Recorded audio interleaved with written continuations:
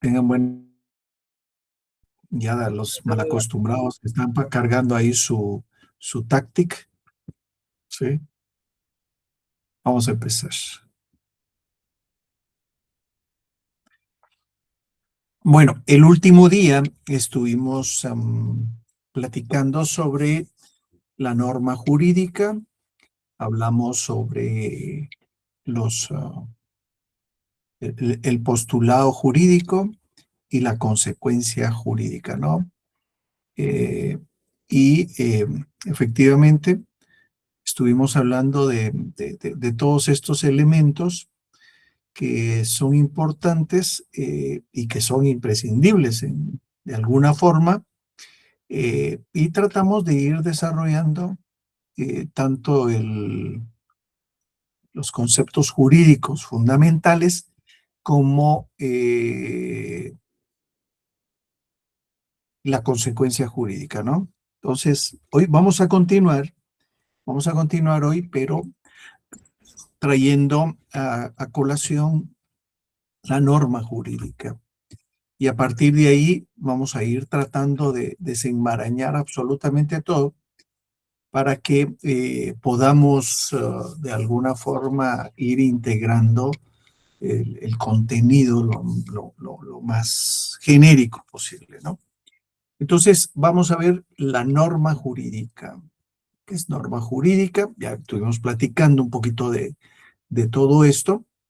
Bueno, pues en derecho, la norma jurídica en derecho es un supuesto, ¿no? Es un supuesto en donde se utiliza una norma jurídica para desarrollar el derecho. Don Manuel Osorio, este jurista mexicano, eh, tiene un concepto muy genérico, pero tiene muchas aristas. Por lo tanto, yo les pido que pongan mucha atención, porque si se saben todos los elementos, todas las aristas de ese concepto, pues entonces se les va a hacer muy fácil, ¿no? Muy fácil la integración de los elementos propios, las características propias y el significado de lo que es la norma jurídica. La norma jurídica, según Manuel Osorio, es una significación lógica, o sea, un sentido lógico, ¿no? Creado según ciertos procedimientos instituidos por la comunidad jurídica. Son todos los procedimientos que ya vimos constitucionalmente, los que nos sirven para crear una norma jurídica. Y también es una manifestación unificada de la voluntad de la comunidad. Entonces aquí ya van dos elementos. Uno, procedimientos para crear una norma, manifestación unificada de la voluntad de la comunidad, que se encuentra expresada formalmente a través de los órganos o instancias productoras de las normas. En este caso, es formulada o es creada formalmente por el Congreso de la República. En Guatemala, en nuestro sistema, es el poder que puede, es el único poder que puede crear normas. También está el presidente, que tiene normativas, pero solo en reglas, ¿ok? Eso tienen que tomarlo muy en cuenta, ¿no? Y esta significación lógica, estos procedimientos expresados por un órgano encargado de estos, también regulan una conducta en un tiempo, en un lugar definido. Regulan la conducta en un tiempo y en un lugar definido, prescribiendo a los individuos, o sea, llevándolos a los individuos o haciéndolos que hagan determinada cosa frente a determinadas circunstancias condicionantes, deberes y facultades. Todas las normas sabemos nosotros que son imperoatributivas, o sea que nos obligan, pero también tenemos derechos, ¿sí? ¿Ok? Y todo esto que les he estado hablando es para establecer una o más sanciones coactivas, porque el único que puede obligarnos a cumplir una sanción es el Estado, por el jus puniendi, para el supuesto de que dichos deberes no sean cumplidos. ¿Ok? Entonces aquí tenemos muchos elementos. Primero, una significación lógica. Segundo, una serie de procedimientos para crear una norma. Tercero, estos procedimientos deben de tener una casuística con respecto al órgano que la crea, que en Guatemala es el legislativo, que regula una conducta humana en un tiempo y un lugar definido, obligando a los individuos frente a determinadas circunstancias a crear deberes y a ejercer, pudiendo establecerse sanciones, una o más sanciones coactivas, porque coactivas es el Estado el único que puede obligarnos, para que dichos deberes no sean incumplidos. ¿Sí? O sea, hay muchas características, muchos elementos en este concepto. Por lo tanto, si ustedes se saben ese concepto, van a saber que es una norma jurídica. Aunque les cambien una letra, una palabra, si ustedes saben todos los elementos, pueden integrar un concepto perfectamente.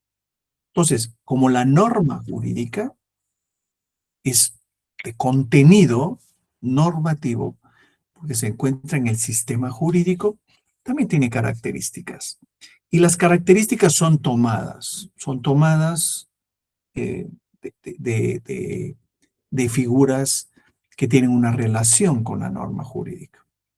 El semestre pasado vimos nosotros 4 formas o 4 características de las normas jurídicas.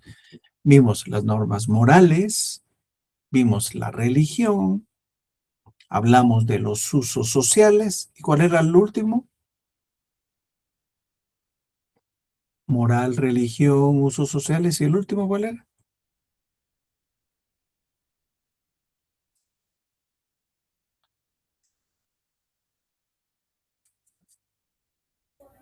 Bueno, fíjese que Hola. yo tengo normas ideológicas.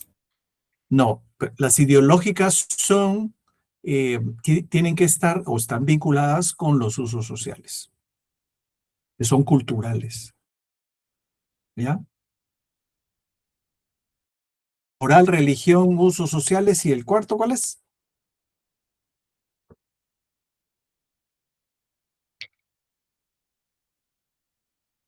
Solo Jacobs.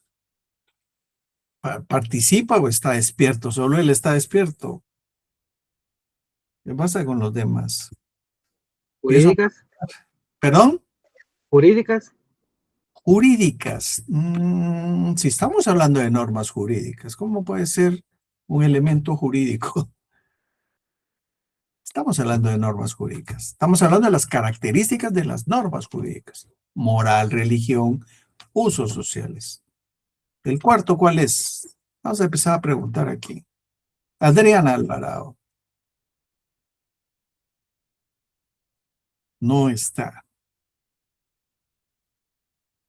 No está. Está conectada, pero no está. Alejandra Medina. Está conectada, pero no está. ¿Sí? Amanda García. Sofía. Bueno, Sofía. Una consulta, usted comentó que eran general, universal, está el esencial también, ¿no? No, pero las 4 que estoy refiriendo es moral, religión, usos sociales y, porque lo que usted me está mencionando es parte de los usos sociales. Ah, ok. Entonces sí estoy mal. Falta uno, falta uno, falta uno. ¿Cuál es ese uno? Están las formales, reales y universales. ¿Y qué dijo el otro? Me falta. No, moral, religión, usos sociales estoy hablando yo. Pero Ajá. falta uno, falta un cuarto. ¿La jurídica? ¿Perdón, Jacqueline? ¿La jurídica? Si estamos hablando de normas jurídicas, jóvenes. Estamos hablando de las características de las normas jurídicas. No puede ser una característica de norma jurídica, ¿no? No puede ser. Lo que pasa es que no están poniendo atención también. ¿Sí? Amanda García, apareció Amanda, por Dios santo. La llamé y no aparecía. No, no son las políticas. Las políticas es una ciencia que regula el ejercicio del poder. Por lo tanto, yo no conozco una norma que se llame norma política, más que la Constitución, que le malpusieron el nombre Constitución política, ¿no? El apellido, mal apellido. Es una técnica no correcta, pero bueno, tenemos ese vicio. La justificación es que todas las normas tienen una connotación política porque es ejercicio del poder y todo. No, no es cierto. Hay muchas normas que no son políticas. Están en la Constitución. Julio, otro. Julio López, otro. Normas, si normas jurídicas es lo que estamos hablando. ¿Sí? Estamos hablando de las características de las normas jurídicas, que son la moral, la religión, los usos sociales y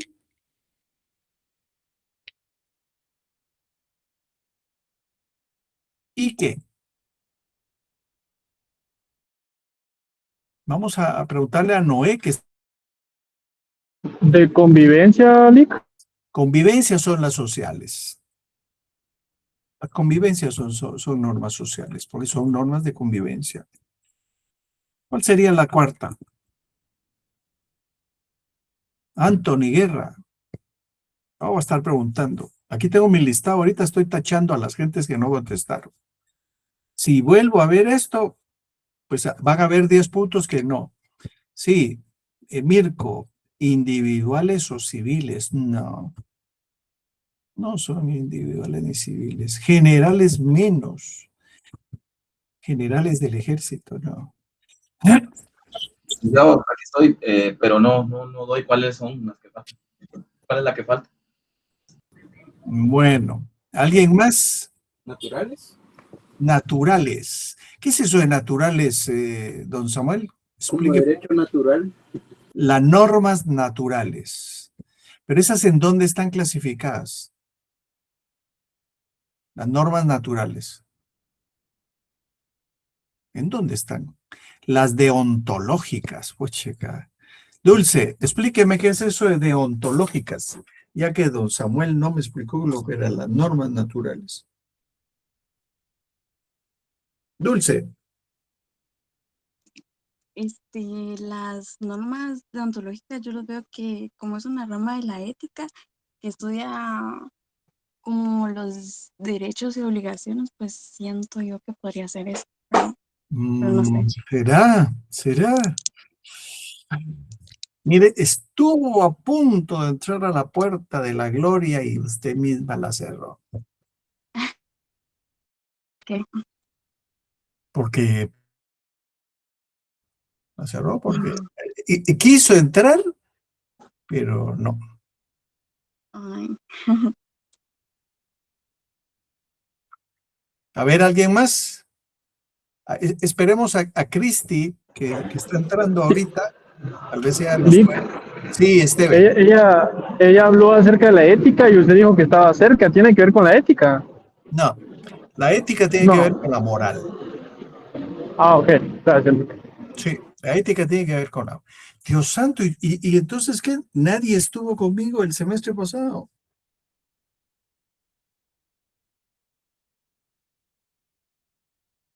Licenciado, buenas tardes. Sí, Ángel. No son las técnicas. Técnicas. De tecniquitas, no. Las convencionales, Adriana dice, no son las convencionales porque las convencionales son los usos sociales. Emilia. ¿Civil, Elic? Menos, don Carlos. Emilia. Buenas tardes, licenciado. Disculpe, no sé si se escucha bien, voy. Sí, le oigo bien, Pero si dijo Ok, si la compañerita dijo ética, recuerdo que usted en un momento mencionó algo sobre el comportamiento. Hablamos de las éticas precisamente porque son del ámbito moral, pero no son las éticas. No son las éticas. Las éticas están constituidas como un elemento que tiene que ver también con la axiología jurídica, que son los valores, ¿sí? Yo soy honrado porque así me formaron. ¿Sí? O yo soy ladrón porque así me formaron y tuve necesidad y tuve mil justificaciones y toda la cuestión, ¿no? Pero no, ¿cuál es? Vamos a ver, no vamos a pasar y nos vamos a estar aquí trabando hasta que no me digan qué es. Buenas tardes, Lick. ¿Metódicas? Hola. ¿Perdón? ¿Metódicas? No, metódicas. No estamos hablando de metodología de la investigación ni nada por el estilo, no. No, moral, religión, usos sociales. Falta una. ¿Individuales? Menos. ¿Por qué individuales? Alguien dijo individuales, solo dijo y... ¿Por qué individuales? Norma de costumbre. ¿Perdón? Norma de costumbre. Las costumbres son usos sociales también. ¿Se dan cuenta que todo lo que han estado mencionando ya está? El bien común no son normas. Normas consuetudinarias es la costumbre. No, la costumbre son usos sociales. ¿Sí? Por ejemplo, la costumbre de comer fiambre todos los 1 de noviembre. Eso es una costumbre, no, o es una ley. No es una ley. Es un uso social. ¿Por qué lo hacemos? Bueno, pues porque los papás, los abuelos, los bisabuelos lo hacían. Y nosotros lo vamos replicando como una regla de uso social. Pero no hay ninguna ley que nos obligue a que los 1 de noviembre tenemos que comer fiambre. Yo de hecho no soy mucho de fiambre, pues, pero bueno. Licenciado, muy buena tarde. Y si hay una cuarta, lo que pasa es que estoy voy a buscar y solo me parecen, bueno, 3 y normas jurídicas, como tal sería la 4. No. O si hay una ¿Morales? cuarta. ¿Perdón? ¿Morales? Morales ya lo... ¿Morales? La moral, religión, usos sociales y... Solo falta uno. Seguridad jurídica. ¿Cómo la seguridad jurídica, don Carlos? Porque verla para que se cumplan. No, la seguridad jurídica es un principio de la ley. Sí. Causalidad jurídica, dice Dayana. No, no es causalidad. No. Se dan por vencidos. Yo les iba a dar 20 puntos al que me dijera a la 1, a las 2 y a las 3. No, nadie lo dijo. Lick, fíjese que yo tengo entre las normas ley natural. Son... Sí, pero la ley natural, ¿en dónde está? ¿Dónde está calificada la ley natural? Si no es jurídica, es legal, norma legal. ¿Hay alguna norma jurídica que sea ilegal? No.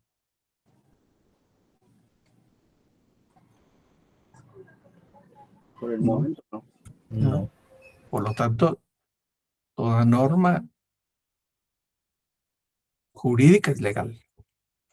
¿Características externas, licenciado? No. Esa es una de las formas. La externalidad. Bueno, ya me di cuenta que ustedes no leyeron las copias. Acto jurídico, tampoco. Jurídico es la norma jurídica lo que estamos hablando. Es que, o sea, sí, pero está también como, bueno, yo creo que lo estoy confundiendo con el hecho natural, hecho del ser humano y acto ¿En jurídico. dónde está el hecho natural? ¿Dónde está clasificado el hecho natural? O en el hecho en la... jurídico. La norma jurídica está... ¿Qué están estudiando ustedes? Está en el derecho, ¿no? Derecho. Bueno, derecho, Génesis, ya les tuve que haber dicho todo. ¿Sí? Moral, religión, usos sociales y derecho.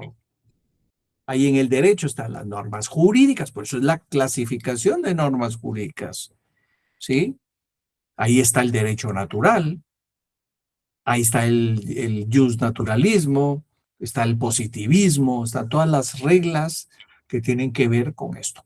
Por lo tanto, estas características de las normas jurídicas, por ejemplo, la moral es interior, ¿sí? La moral es interior, no me pueden obligar a hacer algo que yo no quiera moralmente, ¿sí? Sí. 2, religión es interior también, porque es introspectiva, ¿no? A mí nadie me puede obligar a creer en cosas o en el Dios o en cualquier otra cosa que yo no crea que exista, ¿no? Porque recordemos que Dios es fe, es creer sin ver, ¿sí? Y entonces es una cuestión introspectiva, es interna de cada quien. Mientras los usos sociales son externos, ¿sí? ¿Sí? Casi todos los usos sociales, por ejemplo, la ropa, hoy la ropa, el corte de pelo, hoy hay algo que han incrementado en los usos sociales, que son los tatuajes, ¿no? Yo respeto a la gente que tiene tatuajes y toda la cuestión, pero nunca me pondría uno, ¿no? Por una cuestión puramente personal, porque creo que sí hay una toxicidad en el cuerpo, pero bueno, es una cuestión de la exteriorización, ¿no? Es un uso social. Y el derecho también es una exteriorización. Ahí vimos ya características de las distintas formas de las normas, la moral, la religión, los usos sociales y el derecho, ¿no? Pero también la moral es autónoma. ¿Por qué? Porque está basado en la voluntariedad de las personas. Mientras que la religión puede ser autónoma o puede ser heterónoma. Yo voy a creer en algo porque mi papá, mi abuelo ha creído, ¿sí? Entonces, mi entorno me va formando para eso se denomina religión, ¿no? Los usos sociales son heterónomas totalmente. ¿Por qué? Porque basamos toda nuestra estructura de carácter social por la exterioridad, ¿sí? Cómo hablamos, cómo nos vestimos, cómo nos comportamos. Es muy sintomático ver, ahora que está el Mundial, por ejemplo, Messi, poner ejemplo Messi ha vivido, no sé cuántos años vivió en España, creo que como 20 años, llegó de 14 o de 13 años, no recuerdo, pero vivió como 20 años, ¿sí? Pero sigue hablando como argentino. El mejor jugador de la historia. Sí, por supuesto, por supuesto. Ha sido un jugadorazo, ¿no? Y entonces tiene 2 o 3 años de estar viviendo en Estados Unidos, no sé, como 4. Igual sigue hablando como argentino. ¿Por qué? Porque es su forma, ¿sí? Cómo habla, cómo ve, cómo se comporta, es como argentino, ¿no? Entonces, todos esos usos son exteriores. El derecho también es exterior, ¿sí? Entonces, la moral es unilateral. Está dentro de mí y yo decido en base a mi libertad qué es lo que pienso, cómo lo pienso y cómo lo hago. La religión también es unilateral. Somos nosotros los que tomamos la decisión. Tenemos un libre albedrío para tomar la decisión de esto, ¿no? Los usos sociales pueden ser unilaterales, pero también pueden ser bilaterales. Por ejemplo, cuando trabajamos en algún lugar, ¿no? Tenemos un uniforme. Si trabajo en el ejército, por ejemplo, que no trabajo, pero tendría que usar uniforme. Si trabajo en la policía, tendría que usar uniforme.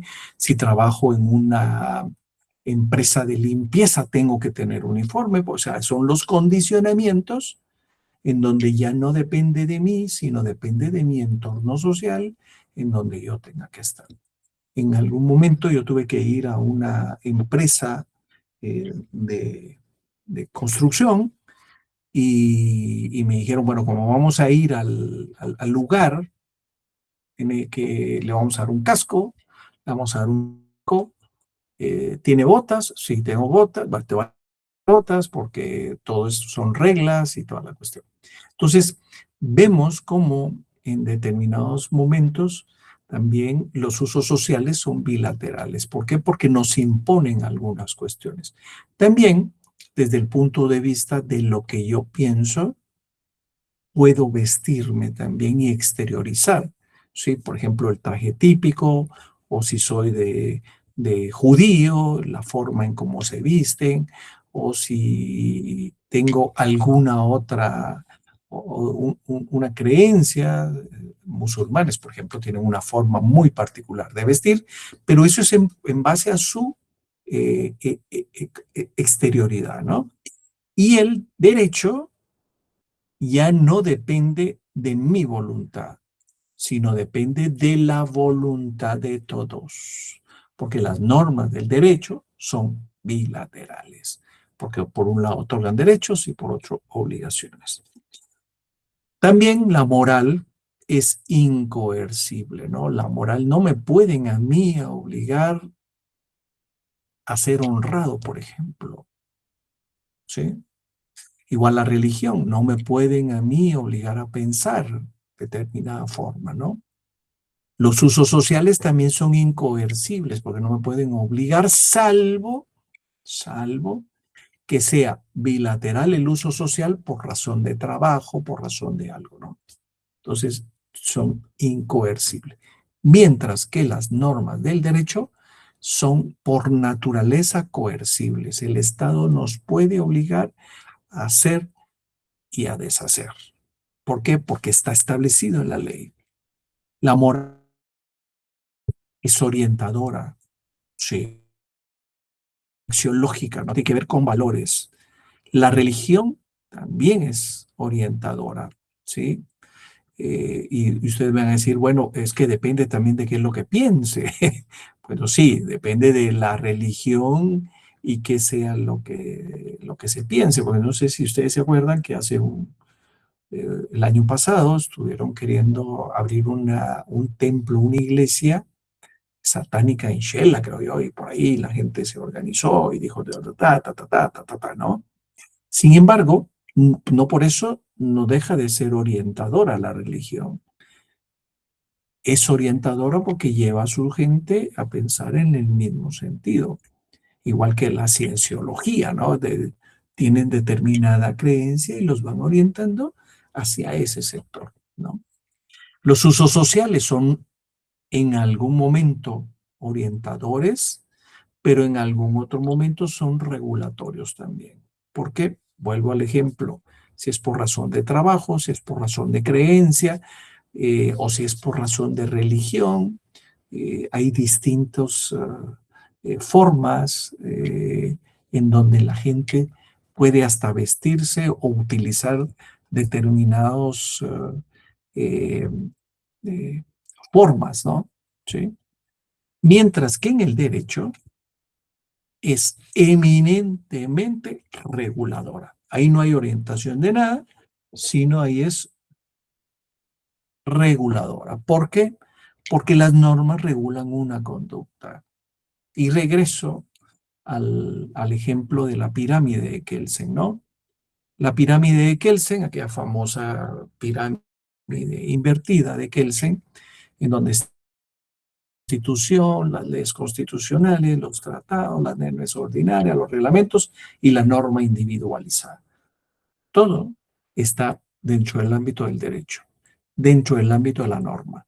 Pero también en esa pirámide invertida de Kelsen, también está la moral.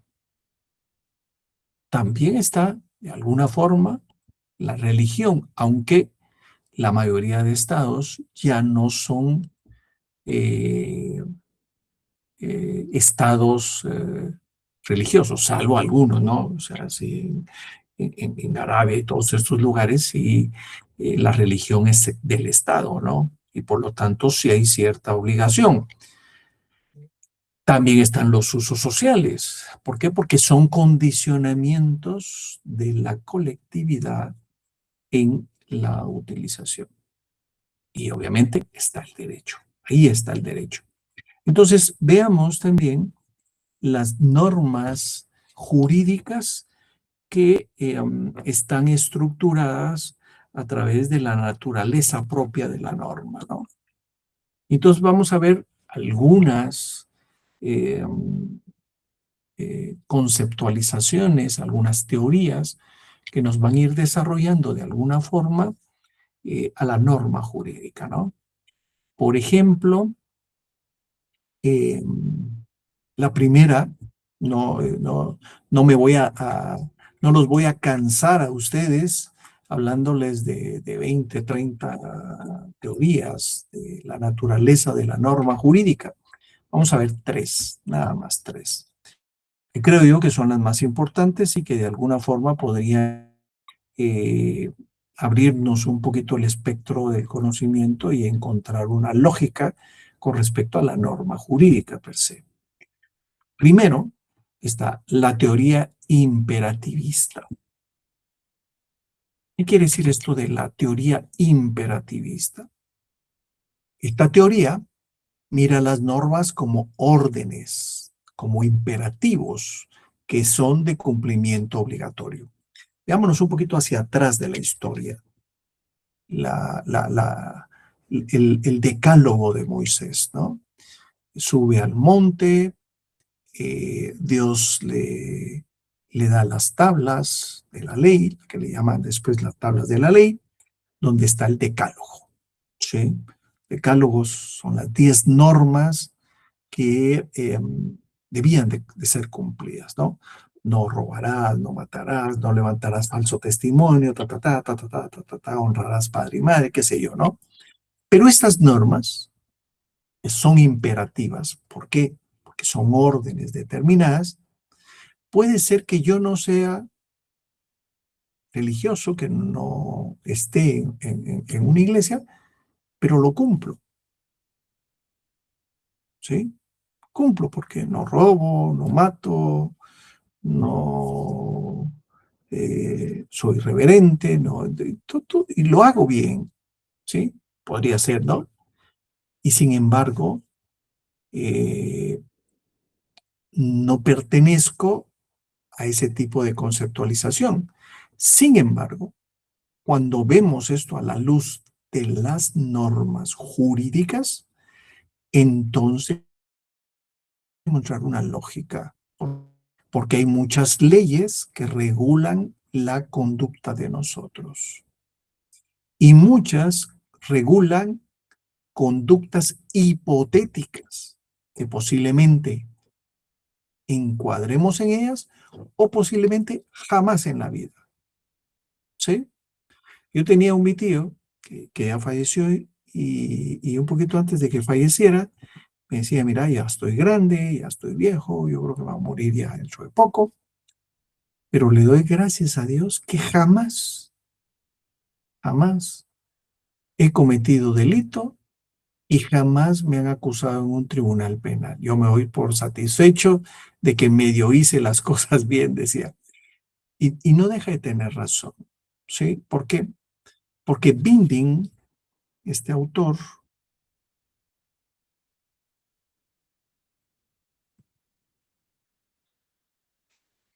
Binding, no, pero está mal escrito, puse Binding, es Binding, así es, Binding. Binding decía, miren, los criminales no violan las leyes. Wow. Pareciera que es irreverente, ¿no? Pero bueno, decía, los criminales no violan las leyes, sino que las cumplen. Explíquenme a alguien eso, por favor. Ese concepto. Los criminales no violan las leyes, sino que las cumplen. Buenas tardes, Nick. Hola, Yo Steven. lo que entiendo con eso es que las cumplen, por así decirlo, porque si los criminales no realizaran ese tipo de acciones, se cumplirían, por así decirlo. No. Encuentre la lógica de eso. Los criminales no violan las leyes, las cumplen. Encuentre la lógica.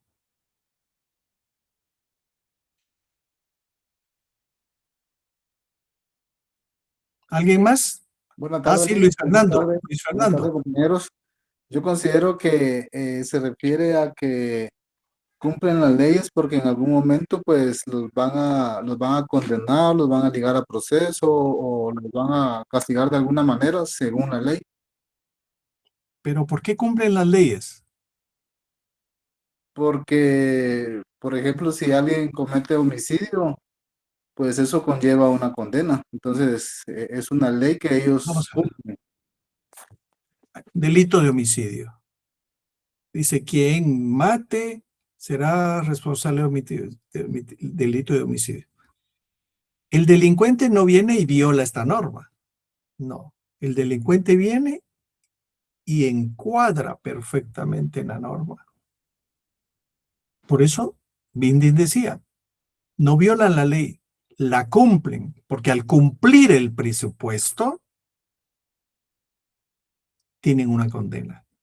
Esa es la lógica de la explicación de Binding. Sí, don Oscar. Fíjese, Lick, que yo lograría entender de que posiblemente se refiere a que en base al comportamiento digamos, del criminal, confirma que existe la ley y el cumplimiento de la ley. Y es por No, lo es cual que- de que podría decir que no la viola. No, vamos a ver. Indirectamente, él viola derechos tutelados en una ley penal, ¿sí? Pero la ley no la viola porque encuadra perfectamente en el delito. Imaginémonos un violador, ¿sí? No está violando la norma. Lo que está haciendo es que su actitud está encuadrando perfectamente en la norma. O sea, la está cumpliendo, si lo vemos desde ese punto de vista, ¿sí? Está cumpliendo la norma, ¿sí?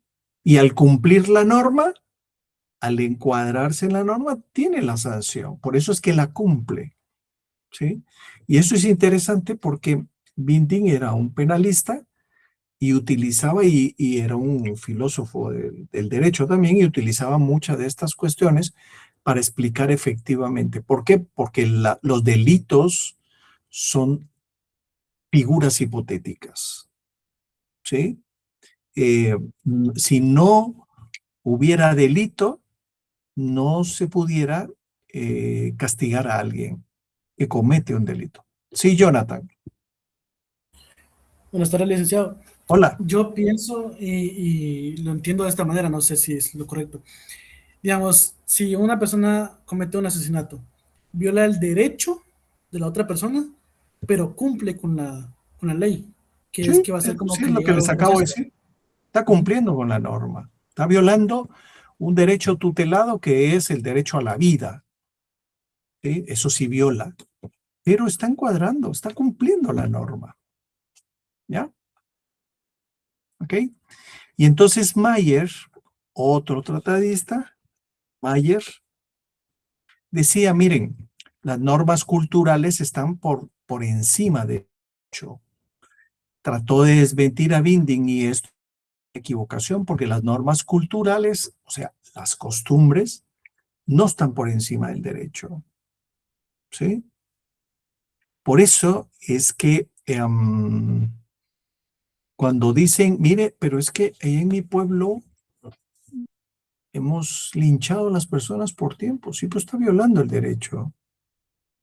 No, pero estamos haciendo justicia, sí, pero está violando el derecho, porque la costumbre es válida, es justificada si no hay una ley. Pero aquí sí hay una ley. 2, que no lesione el orden público. ¿Sí? Y 3, que sea reconocida. Entonces, ojo, son 3 elementos importantes que deberían de justificarse para que eso se diera, ¿no? Por lo tanto, las normas culturales no pueden ser superiores al derecho, no pueden ser superiores a la norma jurídica. Sí, don Carlos. Si fuera así como el que acaba de decir, entonces pasaría lo que pasa en los pueblos, ¿vale? Que queman y linchan a los ladrones, aunque llegue la policía. Por supuesto, pero Si las normas estuvieran arriba del derecho. Sí, todos haríamos eso. Se entra un ladrón a donde se vive y lo quemamos y se acabó y ya todo resuelto. Eso se llama la venganza privada, que estaba regulado en el derecho romano. Ustedes, si están viendo derecho romano, ya van a ir viendo todas estas figuras que antes sí era permitido, ¿no? El ojo por ojo, diente por diente, le cortas el brazo a mi hijo, yo le corto el brazo a tu hijo. La ley del talión. Entonces, sin embargo, religiosa y el ojo por ojo era una norma jurídica que era exactamente igual, que tiene una justificación religiosa. Por eso es que ahí vemos cómo los usos sociales, los usos religiosos, siempre impregnan las normas jurídicas, ¿verdad? ¿Ok? ¿Están claros, jóvenes? ¿Sí o no? Bueno. Y entonces aparece dentro de esta teoría imperativista, o sea, de las órdenes y de los imperativos, aparece una teoría que se llama la escuela de la jurisprudencia. Esta escuela de la jurisprudencia decía que las normas jurídicas son órdenes dadas por un soberano, ¿sí? Y reforzadas por la amenaza de una sanción. Es emitido por el emperador, el rey, el jerarca o el jefe de Estado, bajo amenaza de una sanción. Si bien es cierto, ya no estamos en el ámbito monárquico en Latinoamérica, desde hace muchos años, sí hay jefes de Estado que se convierten en eso, ¿no? En soberano, ¿no?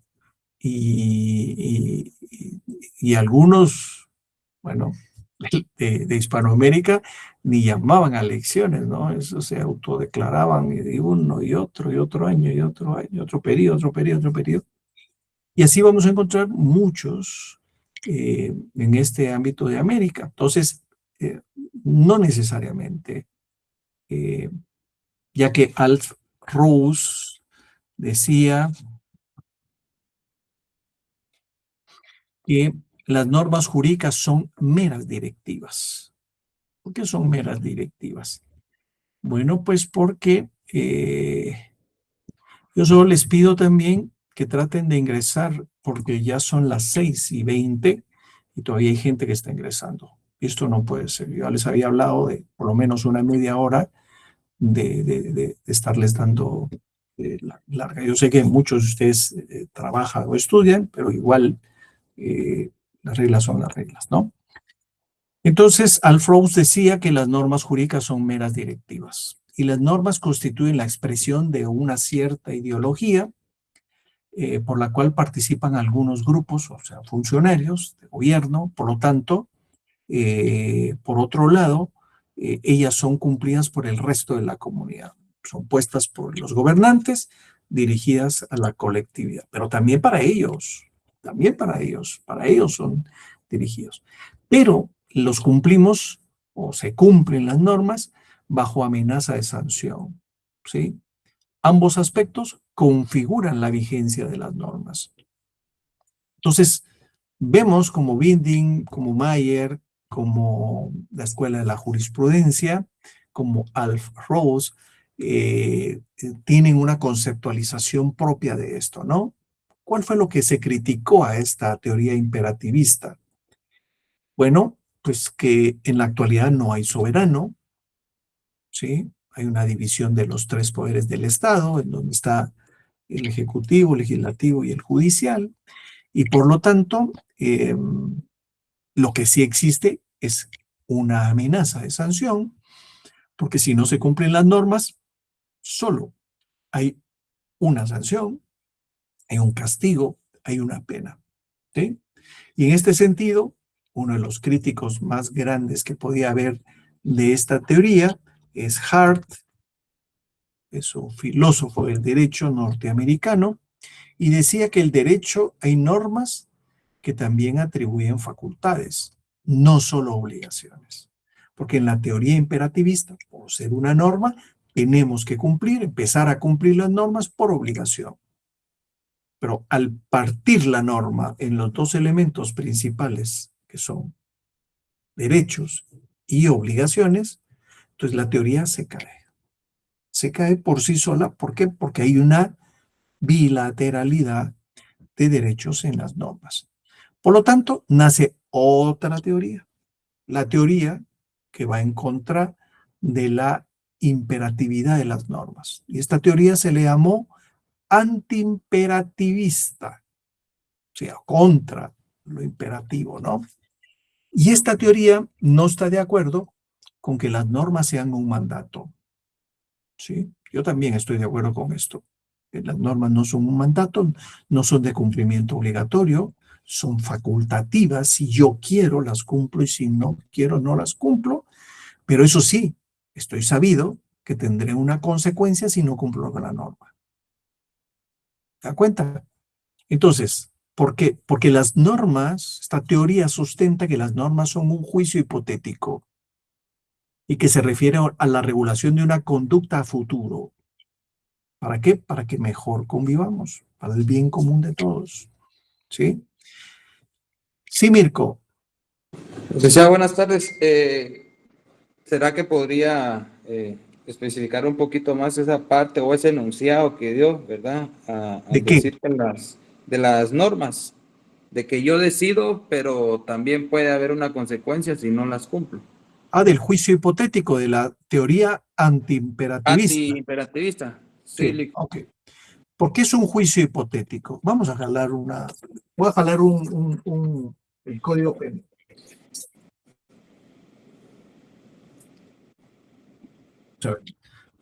Voy a abrir aquí un delito. ¿Sí? Coacción. Delito de coacción. Dice, ¿qué es coacción?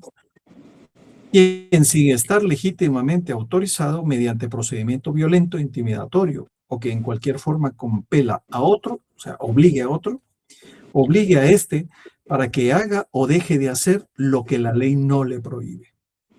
Efectúe o consienta lo que no quiere o que tolere que otra persona lo haga, sea justo o no. Será sancionado con prisión. ¿Sí? Bueno, este es el delito de coacción. Yo decido si cumplo esta norma o no. ¿Sí? Porque es un juicio hipotético. Posiblemente se dé, posiblemente no se me dé, pero es un juicio hipotético, es un juicio de valor.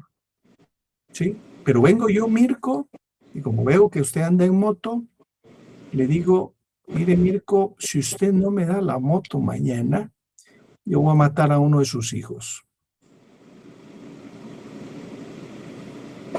Ahí estoy encuadrando mi actividad en ese juicio hipotético.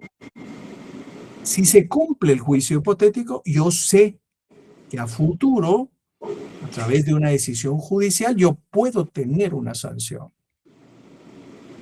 No es lo mismo que la teoría anterior, en donde se determinaba que todo eran mandatos de cumplimiento obligatorio. ¿Por qué? Porque en esta teoría hay derechos y obligaciones, hay una bifurcación con respecto a eso. ¿No si está claro? Mirko. No, Lick. La verdad que no me quedó tan claro como creí. Vamos a ver, ¿por qué no le queda claro? Porque esta teoría enmarca de algo que es de un posible hecho que no he cometido, ¿verdad? Sí. Pero la anterior, o sea, en ambos no lo estoy haciendo. No. En la anterior era, yo tengo que cumplir las normas porque si no cumplo una, recibo un castigo. Todas No es completas, o sea, esa, es todo el todas. ordenamiento. Vamos a Ahora ver. sí. En, Ahora sí ya me quedó claro. en gobiernos absolutistas, en soberanos, le digo yo, mire, usted tiene que pagar esto, ¿pero por qué? Porque yo quiero. No, pero es que yo no quiero pagar, no me importa. Si no me paga, chipilín, le quito sus tierras, le quito todo y se lo confisco.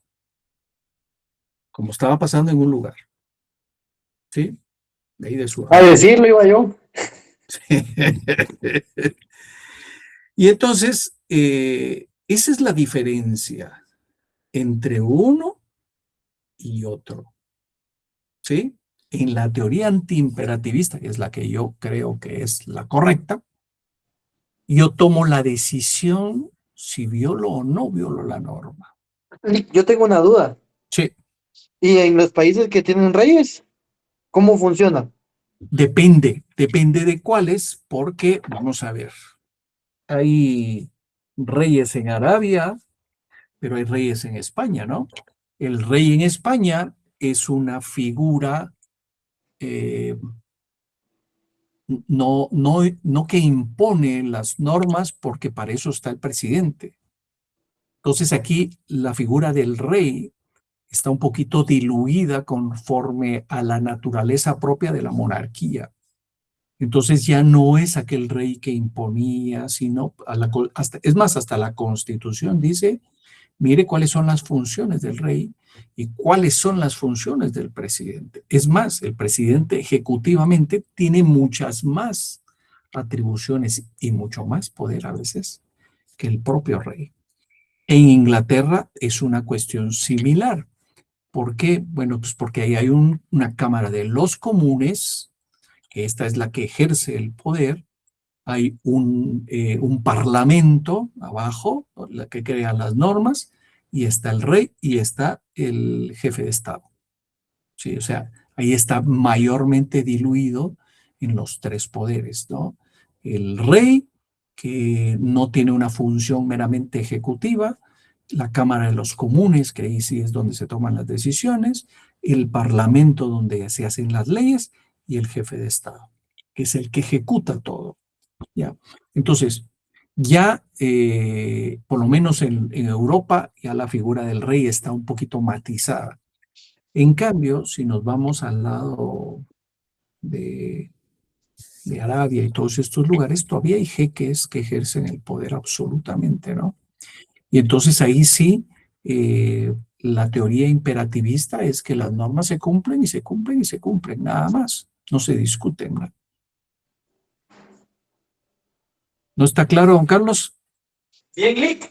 Okay. O sea que ellos prácticamente no tienen que llegar a una concesión todos para poder hacer leyes. No es que el rey dicte lo que se tiene que hacer como era en años anteriores, digamos. Así es, así es.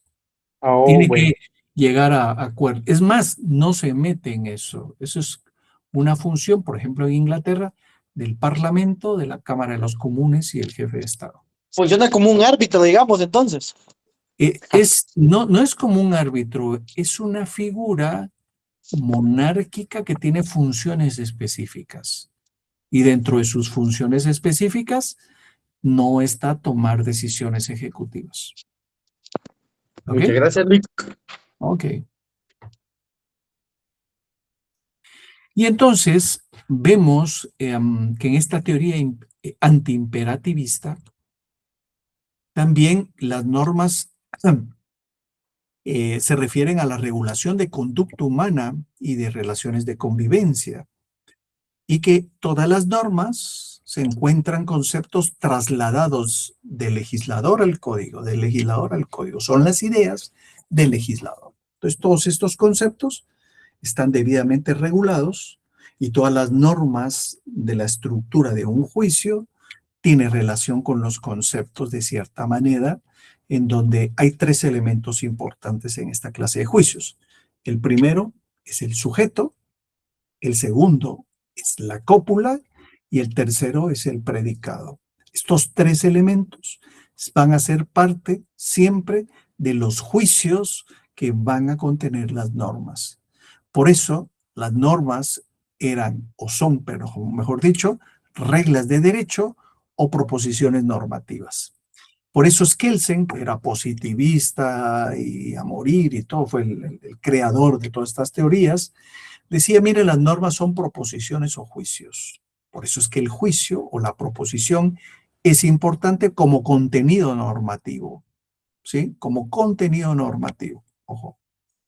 Y la tercera teoría es la teoría ecléctica. La teoría ecléctica va dirigido a que mezcla ambos, los mete en una bolsa y saca algo, ¿no? Por eso la teoría ecles o ecles y ejecución es una teoría mixta, donde toma elementos de uno y de elementos del otro. Por eso, en esta teoría, las reglas del derecho son proposiciones jurídicas. Se describen las normas, ¿sí? Es un instrumento de la ciencia hacia el derecho, ¿sí? Y por eso todas las normas en la teoría ecléctica tienen un acto de consentimiento, que podría ser el concepto principal, y el juicio hipotético, ¿sí?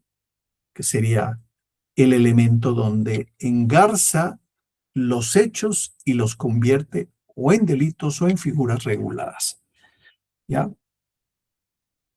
¿Qué clases de juicios entonces debemos de conocer? Bueno, hay muchos juicios, yo me voy a referir más o menos a cinco juicios. El primero son los juicios del ser. ¿Qué es eso del ser? ¿Sí? Bueno, es expresar algo que ha sido o será, ¿no? Una estructura lógica y va dirigido hacia los elementos propios. Por ejemplo, aquí ya vemos 92 personas en esta reunión, ¿sí? Ninguno de ustedes, ni yo, pedimos venir a vivir, ¿no? Ni escogimos a nuestros padres, ¿no? ¿Por qué?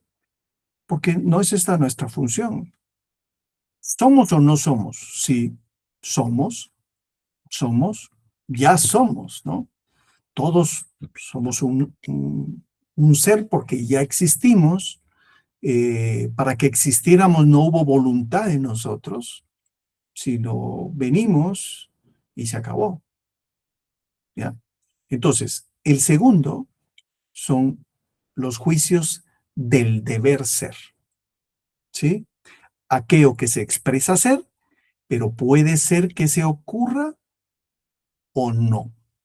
Por ejemplo, de los 92 que hay aquí, solo hay un abogado. ¿Es cierto o no?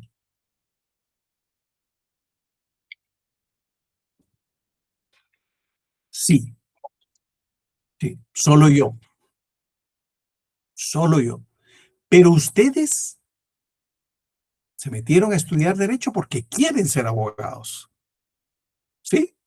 Pero en el camino pueden pasar muchas cosas. Espero que todos se gradúen. Es mi mejor deseo. Pero puede ser que no. ¿Sí? Ese es un juicio del deber ser. ¿Sí? Porque nadie tiene asegurado, más que yo, el ser abogado. ¿Sí, don Carlos?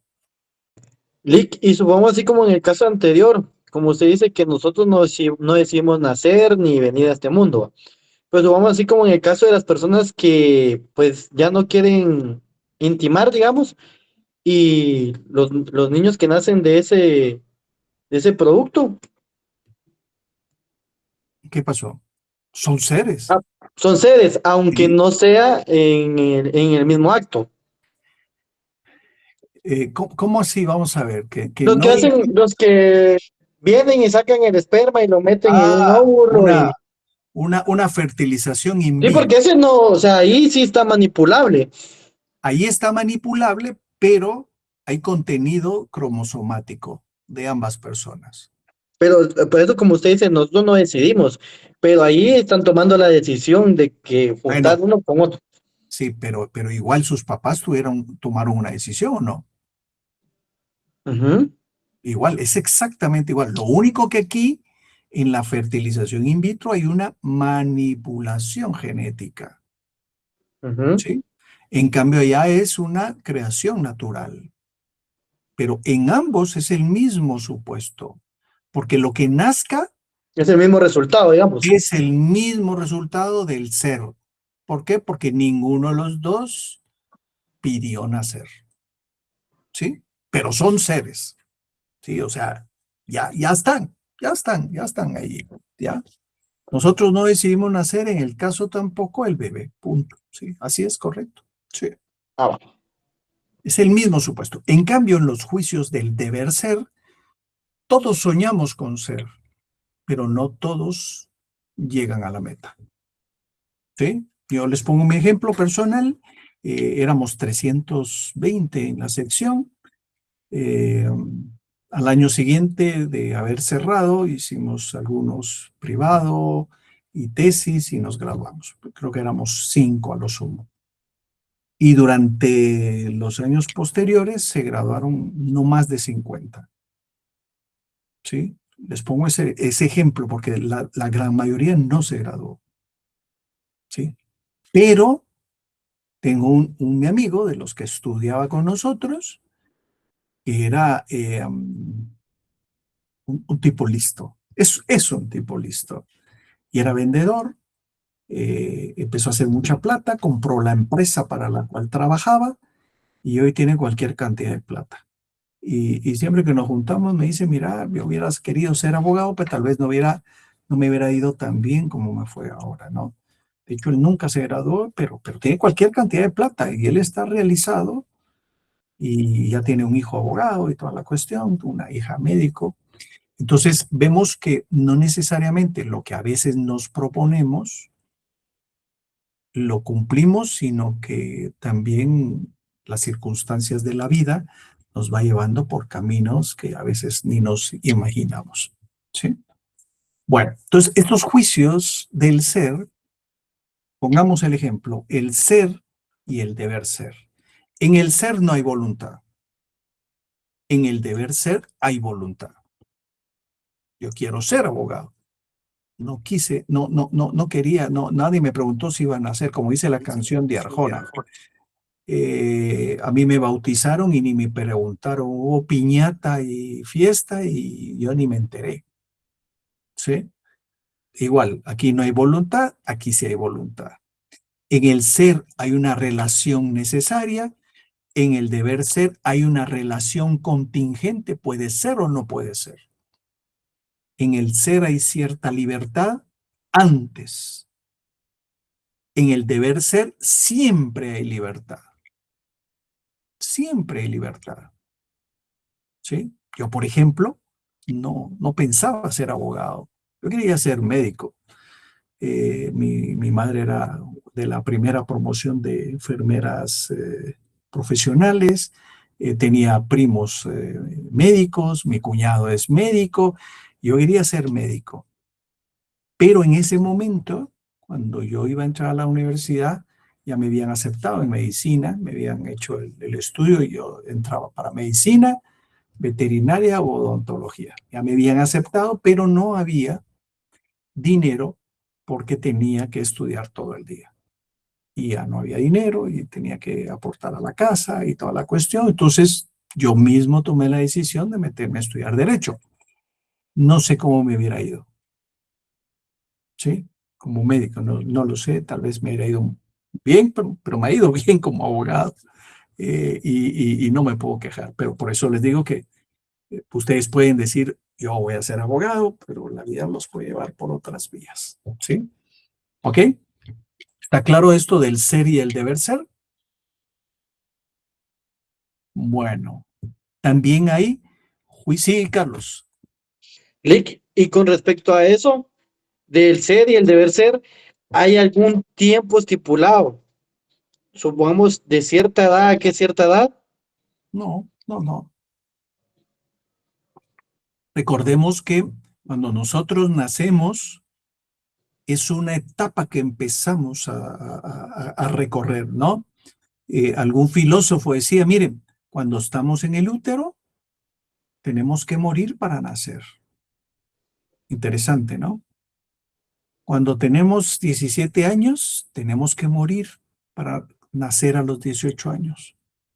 Y así nos vamos casi cada etapa de la vida, vamos naciendo o renaciendo a la siguiente etapa. Pero no hay ninguna determinación que diga, mire, a partir de este momento usted no. 18 años es cuando ya tenemos voluntad y podemos ser sujetos de derechos y obligaciones y podemos tomar muchas decisiones, ¿sí? Pero hay personas que llegan a los 40 años y son tan inmaduros como uno de 15. Eso no pasa, pues. ¿Ok? Ok. Están los juicios categóricos. Estos no tienen condición, ¿sí?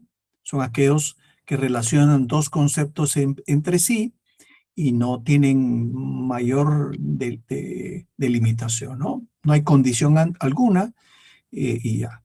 También están los juicios hipotéticos, que estos sí están sometidos a condición, ¿sí? Si yo mato, cometo un delito. Si yo violo, cometo un delito. Si yo hago esto, cometo el delito, porque son juicios hipotéticos. Y mi actitud encuadrará en cualquiera de estos supuestos si yo lo realizo. Están los juicios disyuntivos, en donde podemos tomar la decisión de uno o el otro, ¿sí?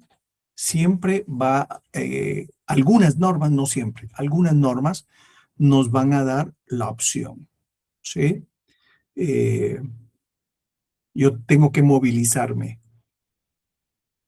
Escojo entre comprar moto o comprar carro, dependiendo de la bolsa, ¿sí?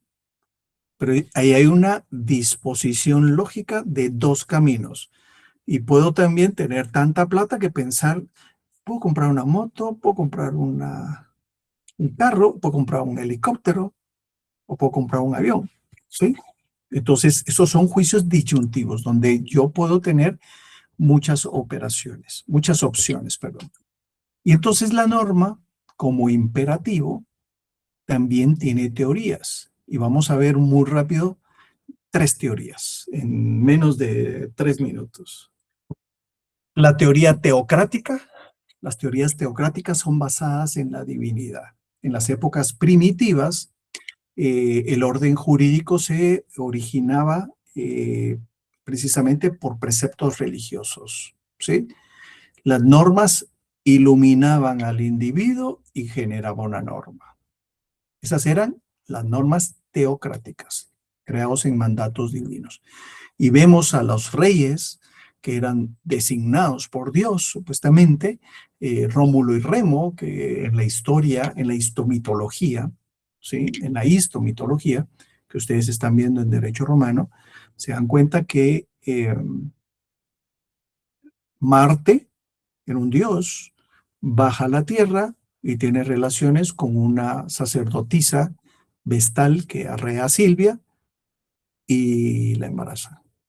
Y tiene 2 niños, pero ella, como era sacerdotisa, no podía mantenerlos. Los va a tirar a un lugar y los encuentra una loba. Y no es esto que la loba y esto que el otro, ¿no? La loba era una prostituta que trabajaba en un bar, toma a los niños y los cría.